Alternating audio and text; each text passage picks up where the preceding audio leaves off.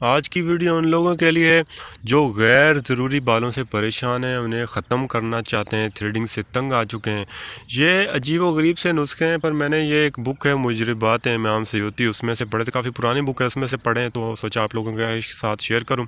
सबसे पहले ये आ जाता है कि अगर किसी जगह पर बाल उगाएँ जो उगने के काबिल न थी और इनको आप रोकना चाहते हैं, तो आपको चाहिए कि अफ्यून लेकर सिरका में मिक्स कर लें। वो जो लिक्विड आपको मिलेगा सिरका और इसका मिक्सचर जो होगा अफ्यून का, बालों को नोच लें और नोचने के बाद वहाँ पर इसे अच्छे तरीके से मलें, जिससे आपके बाल हमेशा के लिए ख़त्म हो जाएं। कुछ देर जलन होगी, चुभन भी होगी, मगर ये कि बाल ख़त्म हो जाएंगे एक दो बार इस्तेमाल करने से।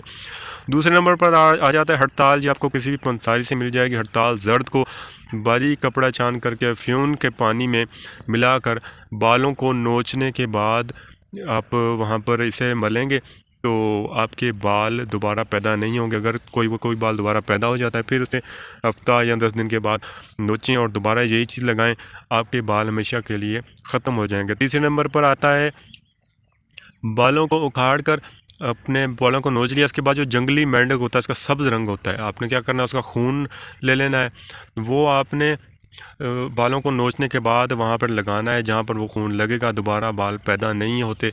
और इसके बाद एक और चीज़ आ जाती है, ये अक्सर जानवरों के कानों पे एक चीज़ लगी होती है जिसे चिच्चड़ बोलते हैं, उसका खून भी इसी चीज़ का काम देता है। अगर आप बालों को नोच कर वहाँ पर वो खून लगा देते हैं तो बाल हमेशा के लिए ख़त्म हो जाते हैं।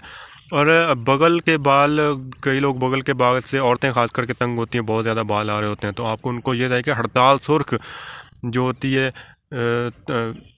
उसको पीस कर रख लें और बालों को जब नोचने के बाद वहाँ पर तला करें, फिर बाल दोबारा पैदा नहीं होंगे। आखिरी चीज़ है मेरे पास, ये है पित्ता।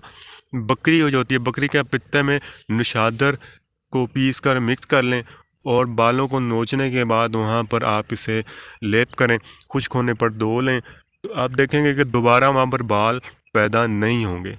इसी के साथ मुझे इजाज़त दें। अल्लाह हाफिज़।